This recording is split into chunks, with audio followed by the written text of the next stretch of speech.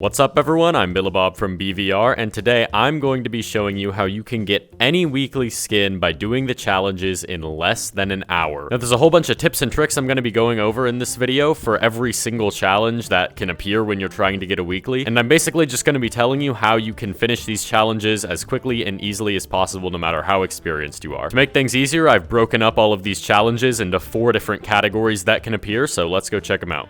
Before we take a look at the different challenges you can get when trying to get a weekly, let's go over how it determines what challenges appear. Now, one of the categories of challenges that we're going to go over later is the quest category. And this is essentially just complete any quest. Here you can see we have complete the Crimson Cauldron quest and complete the Rise of Jumbotron quest. So there's 2 challenges from the quest category, and then these 3 others are all just randomly picked from the 3 other categories we're going to talk about later. The way it's currently set up is that you only need to complete 3 out of 5 of these challenges to be able to get the weekly skin. And it's always set up in a way that at least 3 of these will be completable for players on the Oculus Quest. So the first category we kind of just went over, it is complete a quest. There's 5 different challenges in this category. They're all literally the same. You just have to complete the quest. It applies to Golden Trophy, Crimson Cauldron, Crescendo, Isle of the Lost Skulls, and Jumbotron. You don't need to get a certain score, you just need to complete it. Again, you can see here there's always at least 2 quest challenges. Here we have Crimson Cauldron and Rise of Jumbotron. The second category is get 5 hit streaks / eliminations in X. That's how I say it. That's probably kind of confusing. All of these basically boil down to getting eliminations, hits, or tags in different game modes. The 3 challenges that fall into this category are the get 5 eliminations in Wreck Royale, get 5 hit streaks in Paintball, and get 5 hit streaks in Laser Tag. A hit streak is when you get 3 hits in a row without dying. It applies the same for Paintball and Laser Tag. You can get multiple hit streaks in the same life too. Like if you're playing Paintball and you get 6 hits and you don't die between any of them, that would count as 2. I can only hold up one finger. That would count as 2 hit streaks.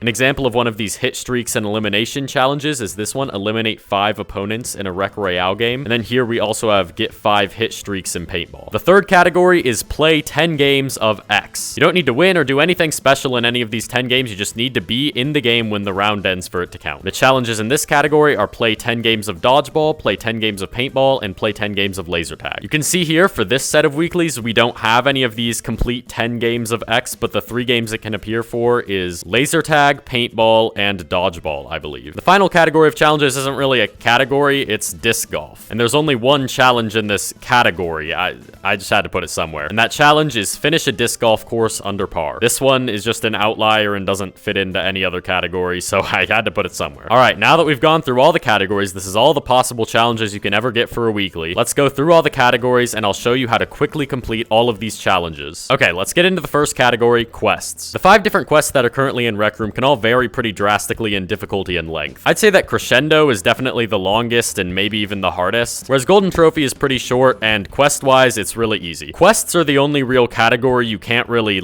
cheat. I mean, you just gotta get to the end of the quest. If you just want to try and do it as fast as possible and you're decently skilled, the best thing for you to do is just to join a public game of Golden Trophy or Crimson or whatever, and then see if you can complete it with the random people the game matches you up with. The game usually does its best to match you with people that are around the same level as you, so if you're a decently high level and you join a public lobby, it'll probably try and match you with people who are at least somewhat competent. And for most of the quests, if you have a team that's at least somewhat competent and has done it at least once before, you can probably get through it eventually. However, if you're a lower level or public lobbies aren't really working out for you, there are other things you can try. There's a channel in the Rec Room Discord server called Meetup, and you can send a message in here. Basically just say hey, I want to do Crescendo for the weekly. Can anyone help me or carry me? There's a chance you'll probably get at least some response from an experienced player that you can play with. Another thing you can do if you don't want to send a message on the Discord is you can go into the rec center to try and find higher leveled players or players with a lot of good quest gear, and then say to them hey, I'm trying to do the weekly, do you have some free time, maybe we can do it. Again, this category is probably the hardest one to get through, especially if you aren't good at quests, but there's plenty of places for you to find experienced players that can help you beat it. The next category is get 5 hit streaks / eliminations in X, and this is where a little bit of cheese comes into play. For Paintball and Laser Tag, these are actually pretty easy if you have a friend nearby that's willing to help you. All you have to do is create a private instance of the room, invite your friend, and and then start the game when you're on opposite teams. From there, your friend should just let you basically hit them over and over and over again until you get enough hits to get a hit streak. If you get 15 hits on your friend in a row without dying, which should be pretty easy if they're just letting you hit them over and over again, then you'll get the challenge nice and easy. This one for laser tag and paintball is probably the easiest ones to cheese because you only need one friend and you can do it pretty quickly. Especially if you aren't an experienced player and you aren't good at getting hit streaks in actual games, doing this in a private game with a friend can drastically reduce the amount of time you try and spend doing this. I also will warn you though, it's not nearly as fun as trying to go out and actually get good at the game, so do this at your own risk. If you remember correctly, there is actually one more challenge in this category, and that's get 5 eliminations in Rec Royale. The thing about Rec Royale games, even in private rooms, they don't start until all of the slots are full. And this is like a lot of players, and the chances you're gonna get this many players into a room at once just to let you kill them a bunch is very, very low. So unless you have like a million friends that are all willing to join a private room and help you out, you're probably gonna have to just join a public lobby and get a bunch of eliminations in Rec Royale. There really isn't any way to cheese that one. The next category is play 10 games of X. The 3 challenges that can appear in this category all have varying levels of cheese to them. The easiest one is dodgeball. Once again, all you need to do is create a private room, invite a friend, and then either you or your friend should just let one person keep hitting them with the dodgeball over and over again. After you get them out 3 times, the game will end. You can repeat it and do it 10 times. This doesn't take that much time because picking up and throwing the dodgeball doesn't really take that much time because the court is really small. So you can probably knock this one out pretty quickly, and it'll definitely be faster than just doing public dodgeball lobbies with like 3 people on team that are camping on the back. The next one for this category is finishing 10 games of paintball. Once again, you can grab a friend, join a private room, set the game mode to capture the flag, and then you can just let one person be AFK while the other person takes their flag 3 times, the game ends, and then bam, move on to the next one, do it 10 times, you got the challenge. This one isn't nearly as fast as the dodgeball one though, because traveling all the way over to the other side of the map, grabbing the flag, and then bringing it all the way back can take a while. Especially when you have to do it 3 times per game, and then you have to do 10 games, it adds up. It's definitely faster than just doing 10 actual paintball public games, but it's also way more monotonous and also takes more time than cheesing the dodgeball games. The last one in this category is finishing 10 games of laser tag, and this one can't really be cheesed. Laser tag only ends either by a timeout after 8 minutes or when one team reaches 400 points. Creating a private game with your friend and then just killing them repeatedly only gets you 10 points per hit, and that doesn't even mention needing to like track them down because they're the only other person in the entire map. It would just take a long time, and honestly I think it would be even slower than just doing public laser tag matches. In public laser tag matches, you usually have 4 people on one team and 4 people on the other team, and they're all defeating each other to get 10 points for their kills, and there's also bots they're defeating. And overall, the amount of eliminations going on in public lobbies is way more than ones in a private lobby like this, even if you're dedicating yourself to just eliminating the other person over and over again. So while laser tag can technically be cheesed, it takes a lot more time than doing just actual public matches at that point. The last category, or challenge, I guess it's not really a category still, is scoring under par on any disc golf course. And this one can probably be cheesed the hardest. It's pretty free, it takes some time to do, but it requires pretty much absolutely no skill. I don't think I've ever actually legitimately scored under par on the disc golf course, I'm not gonna lie, because I'm just really bad at throwing, and I think most people are in the same boat. I really don't think most people are actually good at disc golf. So here's what you can do to cheese disc golf under par. All right, so here I am in a private instance of Disc Golf Lake, and let's get some practice in here. So you'll notice that once you grab your disc, you can't move anymore, like I can't walk. So there's this glitch in Rec Room called glitch walking, at least I think that's what it's called by most. And you can use this all over the game for multiple different purposes, but the main one we're gonna be showing here today is moving while you're holding this disc. Essentially what you have to do is find the controller binding for you that spins you 90 degrees. What you can do to check is go to settings and then help, and it should show here.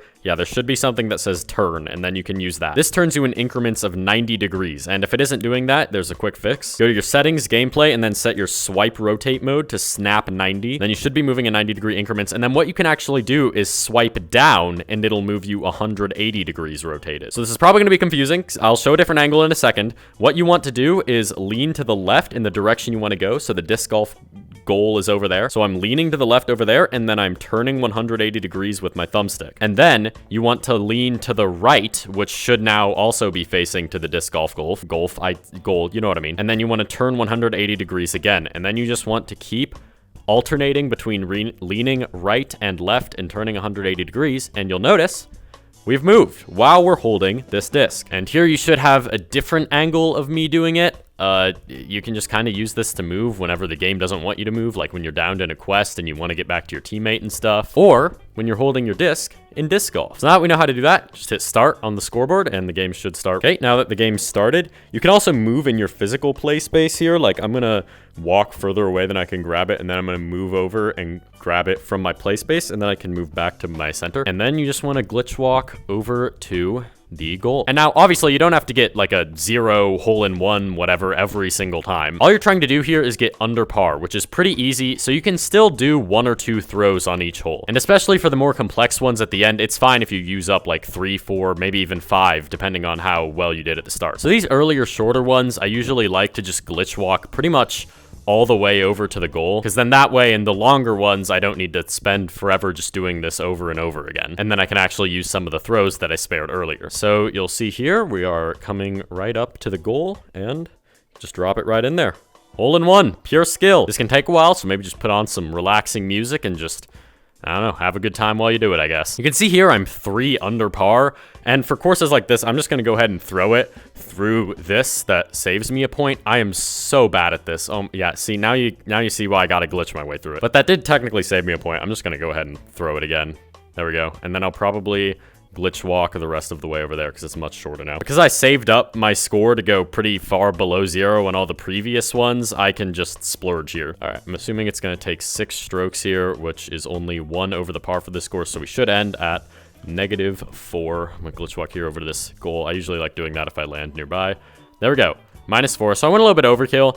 For some of the later stages, I could have not spin clipped as much, but as you can see here, if we look at my watch and go to my challenges, it now has finished disc golf course under par checked off. Sorry if that was a really long section of the video for a really stupid challenge, but, but I wanted to make sure I explained this one because it's pretty much free to anyone. All right, so that is every single potential challenge currently in the game gone through. With these tips, you should be able to pick the ones that are the fastest for you, and then you should be able to just do those 3 in under an hour as fast as possible with a friend. And remember, you only need to complete 3 out of the 5 challenges for the weekly. So if you're just trying to get it as fast as possible, just pick the 3 of them that are the quickest for you to complete. For this week, I'd probably pick eliminate 5 opponents in a Rec Royale game. I'm pretty good at Rec Royale, and I can usually just pop this out in 1 or 2 Rec Royale games. I'd also pick get 5 hit streaks in paintball. Just by camping and using double pistol, you can get 5 hit streaks pretty easily in paintball. And then I'd pick finish a disc golf course under par because that one's totally free. You can see I didn't pick either of the quests. If one of them was Golden Trophy, I'd probably pick that over the hit streaks in paintball or the 5 eliminations in Rec Royale. If I was really good at Crimson Cauldron or Jumbotron, I might pick those over them. It really just depends on your strengths and weaknesses, and you just have to decide which 3 of them you're gonna do. But that should be about everything you need to know. Good luck getting those weekly skins out there. Make sure to subscribe if you enjoyed the video. Compiling all this information took a while. And make sure to leave a comment if it was helpful to you. I want to know how much of this the community actually knew beforehand, because I'm pretty sure a lot of this is pretty widespread, but I know that especially some newer players struggle to get the weekly skins. Make sure to subscribe if you enjoyed, and I'll see you next time. Goodbye. Hey, thanks for making it to the end of the video. You know, if you enjoyed it, there's a subscribe button right there, but, you know, no pressure. Also, I think there's a video you'll enjoy right here, so click on that if you'd like to, and that's about it. See you next time.